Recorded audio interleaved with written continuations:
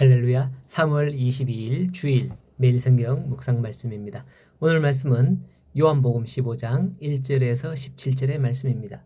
어떤 사람이 길가에서 장미꽃을 하나 잘라서 사랑하는 아내의 방에다가 꽂아 두었습니다. 처음에는 잎도 푸르고 꽃도 싱싱했습니다. 하지만 며칠 지나자 잎이 시들고 결국 꽃잎까지 다 말라 죽어버렸습니다. 그 사람이 깨달았습니다. 꽃이 아무리 예뻐도 나무에 붙어 있을 때만 살아있구나. 잘려진 꽃은 아무리 물을 풍성하게 줘도 살지 않는구나 하는 걸 말이죠. 우리의 신앙도 마찬가지입니다. 하나님과 연결되어 있을 때에 아름다운 향기가 나는 것을 알 수 있고요. 그런 향기 나는 삶을 살 수 있다 하는 그런 교훈이 아니겠습니까? 오늘 말씀에 포도나무 이야기가 나옵니다. 예수님께서 주시는 교훈도 이와 마찬가지로 설명하고 있는 것을 볼 수 있죠. 그런데 이처럼 성경 곳곳에는 하나님을 농부로 이스라엘 백성들을 포도나무로 비유하는 표현들이 종종 등장합니다.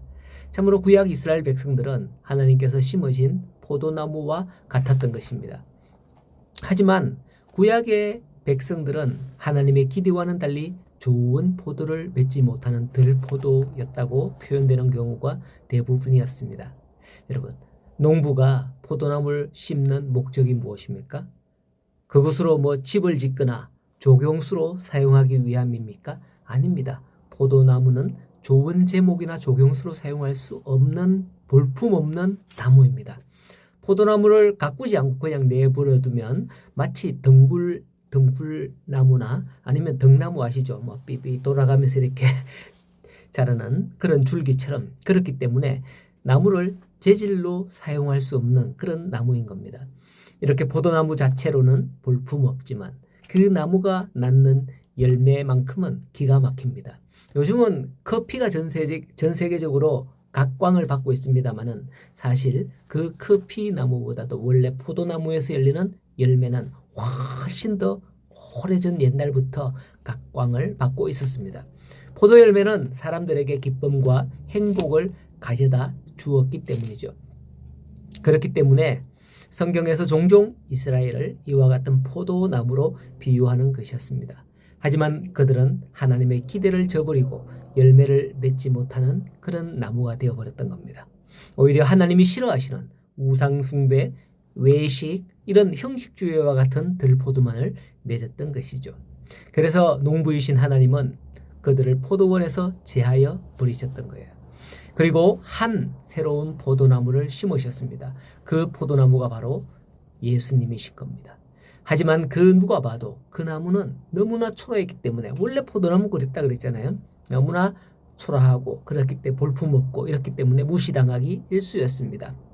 이에 대해 선지자 이사야는 잘 예언해주고 있습니다. 이사야 53장 2절에 보면 그는 주 앞에서 자라나기를 연한 순 같고 마른 땅에서 나온 뿌리 같아서 고운 모양도 없고 풍채도 없은적 우리가 보기에 흠모할 만한 아름다운 것이 없도다 라고 말씀을 했죠. 실로 예수님의 외모는 보잘것없었습니다. 그는 가진 것도 가진 배경도 아무것도 없었죠. 어쩌면 성경 말씀대로 그 생김새도 별로였지 않을까 생각이 되어져요. 요즘에야 예수님을 미화해서 그림도 그리고 최고로 멋진 남자 배우를 그 역할을 맡겼기에 멋있지만은 성경의 말씀대로라면 정말 초라하기 짝이 없을 수도 있다는 거죠. 우리가 알다시피 사도 요한 유명하잖아요. 그죠? 사도 요한 아시잖아요. 근데 그 사도 요한을 보면 대머리에 그렇다는 거예요. 어쨌든 그렇다는 거죠. 하지만 그럼에도 불구하고 그분은 율법을 완성하셨고 하나님의 말씀에 순종하심으로 수많은 생명의 열매를 맺으신 분입니다. 바로 예수님이죠. 그래서 예수님은 자신에 대해 나는 참 포도나무요 라고 당당하게 여기서 선언하는 것입니다. 그분은 하나님의 기대대로 아름다운 열매를 풍성하게 맺으셨습니다. 그러면서 내 안에 거하라 나도 너희 안에 거하리라 가지가 포도나무에 붙어있지 아니하면 열매를 맺을 수 없다 하셨습니다. 그렇습니다. 누구도 예수 그리스도를 떠나서 영적인 생명을 얻을 수 있는 사람은 없습니다. 오직 예수님 안에 거할 때만 우리는 영적인 풍성한 생명을 얻을 수 있는 것입니다.